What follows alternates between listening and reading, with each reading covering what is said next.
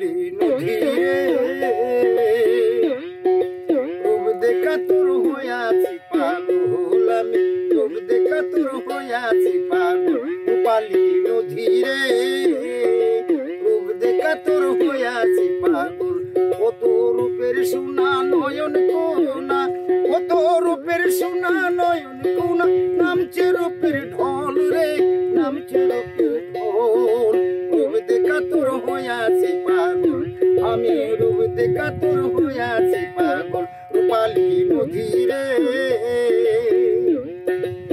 বর্তমানে এখানকার জামালপুর জেলার এবং আশেপাশের যে ময়মনসিংহ বিভাগের বিভিন্ন জন এই বিলটি দেখার জন্য এই বিলের পানিতে তারা নৌকা ভ্রমণ করছেন, আর স্থানীয় লোকজন এখানে জাল ফেলে বিভিন্ন জন বিভিন্নভাবে মাছ ধরার চেষ্টা করছেন।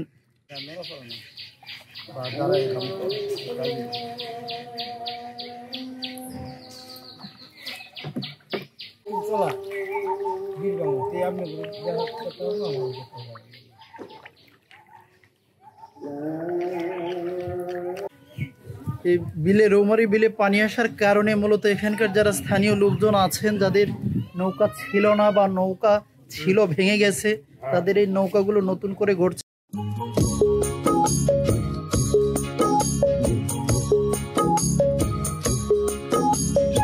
আপনাকে নিয়ে কেমন লাগতেছে আপনার? আমার কাছে তো ভালো, আমার এলাকাবাসী আমার কাছে ভালো লাগে। আপনার কাছে কেমন লাগছে সেটা আমি তো আপনারই নিয়ে ঘুরতে আসছি, যে আপনার যেহেতু এলাকা আপনারই নিয়ে একটু চা খাবো, আপনি পান টান খান, সে পান খাবেন, আপনার সাথে একটু গল্প গুজব করবো, সারাদিন থাকবো, এই হচ্ছে আমার পরিকল্পনা।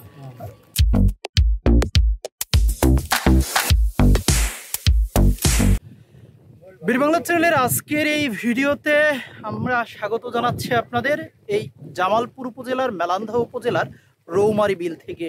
বর্তমানে বসে আছে একটি নৌকার গোলয়ে। আমার পিছনেই দেখতে পাচ্ছেন যে সাগরের মতো পুরো এলাকাটাই কিন্তু সাগরের মতো হয়ে গেছে, যেহেতু ইতিমধ্যে বাংলাদেশের বিভিন্ন নদ নদীর পানি বেড়ে গেছে। এখানে যমুনা নদীর পানি বেড়ে যাওয়ার কারণেই কিন্তু এই রৌমারী বিলের প্রভাবটা পড়েছে। বিশেষ করে জানেন যে জামালপুর জেলার পাশেই কিন্তু মাদারগঞ্জ উপজেলা যেটা আছে, জামালপুর জেলার অন্তর্গত মাদারগঞ্জ উপজেলা, সেটার সাথে কিন্তু উত্তরবঙ্গের যে যোগাযোগ ব্যবস্থা খুবই ভালো, কারণ মাদারগঞ্জ উপজেলার যমুনা নদী পার হওয়ার পরেই কিন্তু উত্তরবঙ্গ শুরু।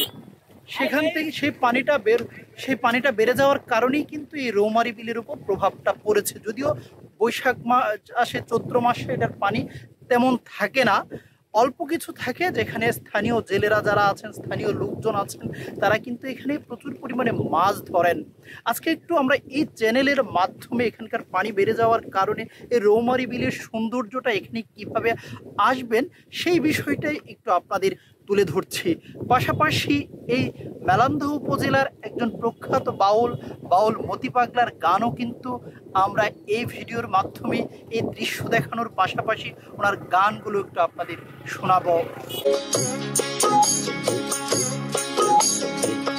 হায় রে আমার মন মাতানো দেশ, হায় রে আমার সোনা ভোলা মাটি, রূপ দেখে তোর কেন আমার নয়ন ভরে না, তোরে এত ভালোবাসি তবু পরাণ ভরে না।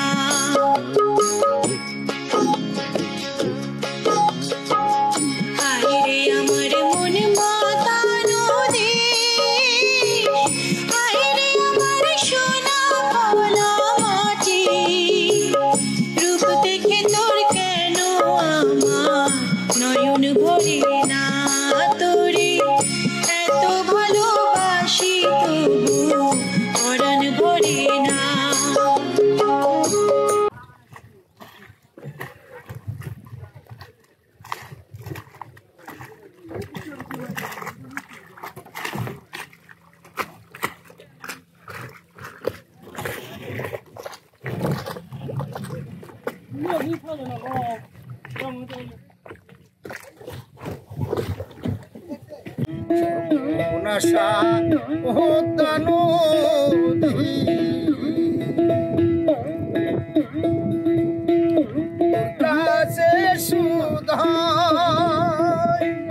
ভোলা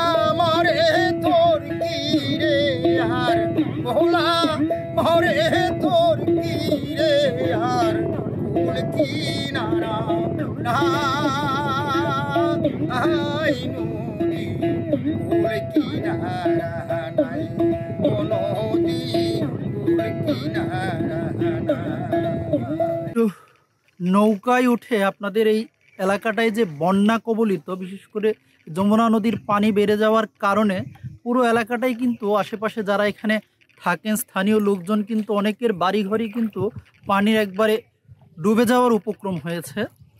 বাড়িঘরগুলো খুব উঁচু উঁচু। সেই দৃশ্যটাই একটু আমরা আপনাদেরকে নৌকায় করে এখন একটু দেখানোর চেষ্টা করছি। একটু আপনারা দেখেন যে চারপাশে কিন্তু বাড়িঘর আছে আর মাঝখানে এই যে পানি, চারপাশে বাড়িঘরের চারপাশে হচ্ছে পানি। এই যে দেখতে পাচ্ছেন যে আমার পাশে যে ভাই তা আছেন তারাই কিন্তু নৌকাটা চালাচ্ছেন। মূলত এই গ্রামটা হচ্ছে মেলান্দহ উপজেলার ঝাউগড়া ইউনিয়নের 10 নং ঝাউগড়া ইউনিয়নের শেখ সাদি গ্রাম। এটা মূলত এখন পানি কবলিত, একবারে বন্যার পানি আসার কারণে সব সময়ই যখন পানি আসে এলাকার মানুষজন কিন্তু বন্যা কবলিত হয়ে পড়ে এবং তাদের যাতায়াত এই মৌসুমে একটু হচ্ছে যে খুব কষ্ট হয়। এটাই হচ্ছে মূলত রৌমারী বিল। আমরা এখন আমার পাশে দেখতে পাচ্ছেন যে এই এলাকারই এখানে জন্মগ্রহণ করেছেন এই প্রখ্যাত বাউল শিল্পী, দেশবরেণ্য বাউল শিল্পী, বর্তমানে যার গান আপনারা সবসময় শুনে থাকেন, সেই বাউল মতি পাগলা ভাই আমাদের সাথে আছেন। আমরা নৌকায় একটি গান শুনবো ওনার, তো আপনারা আমাদের সাথে থাকুন। রূপালী নদী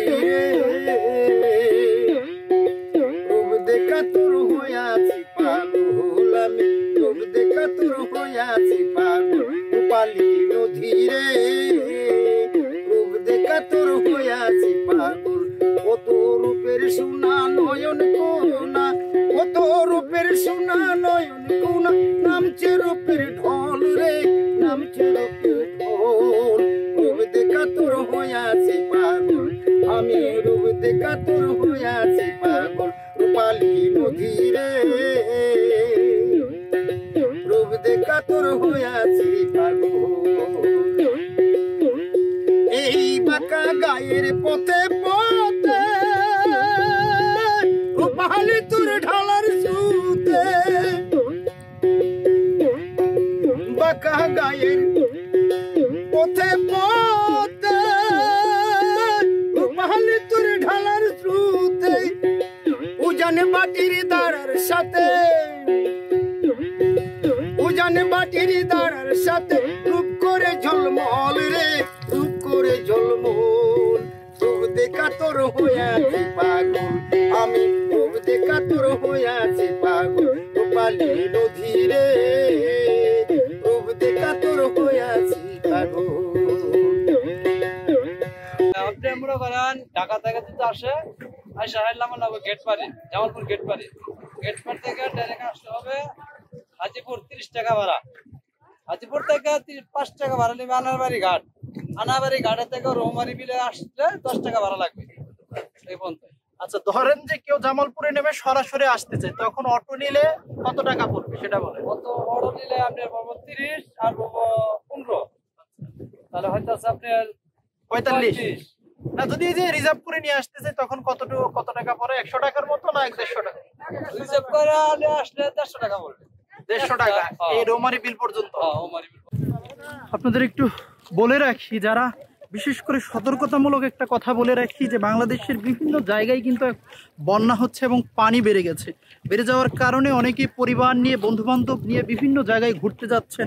বিশেষ করে আমরা যে আজকে এই রৌমারী বিলে এসেছি, গত বছর কিন্তু এই রৌমারী বিলে দুর্ঘটনায় কয়েকজন প্রাণ হারিয়েছিল। তাই বলবো পরিবার নিয়ে, বন্ধুবান্ধব নিয়ে যাদের যেখানেই শহরে যান, যেখানেই বেড়াতে যাবেন একটু সাবধানে থাকবেন এবং সাবধানে চলাফেরা করবেন।